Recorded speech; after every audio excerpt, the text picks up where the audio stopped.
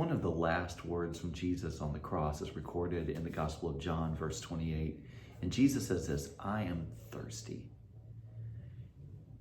That expression helps us to understand that he was enduring and suffering, and it was real.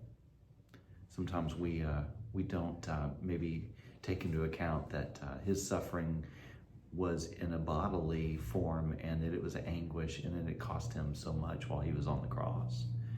And him expressing it to us, it says, I'm thirsty. I have endured so much, and my thirst is so great.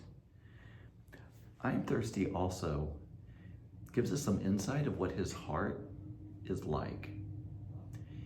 I am thirsty is one of the ways that he signifies how his desire is for us to be in relationship to him, so that we might have eternal life. And Jesus described that as abundance of life, not only for today, but for eternity.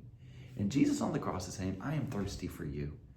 I desire for you to fully have the life that God has created you for and so desires for you. And I'm willing to go through any extreme personal discomfort, suffering, enduring, so that you might have this opportunity. What a powerful thought that is, that Jesus would be willing to do all that for us. The problem comes personally. See, we can't live into this life that he's offering us unless we receive it. And sometimes what prevents us from receiving it is our own feelings that we are not worthy. I've had some folks in my life do things for me that have been great and outstanding and well beyond what I could ever do for myself. And sometimes it came with a feeling of guilt. That why did I put myself in the position that someone else had to basically make great sacrifices to help me so that I might move forward? And I wonder if sometimes we think that way about what Christ has done for us.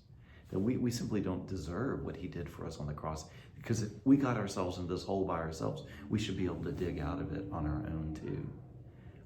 And if we get to those points in time in our lives that our worthiness is preventing us, or our lack of worthiness that we're feeling is preventing us from accepting the forgiveness that Jesus gives us from the cross, and the opportunity to live into a life that is radically different.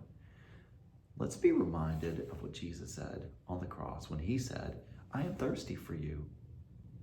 I am willing to do all of this, to endure this, so that you might have these opportunities that you couldn't have unless I did it.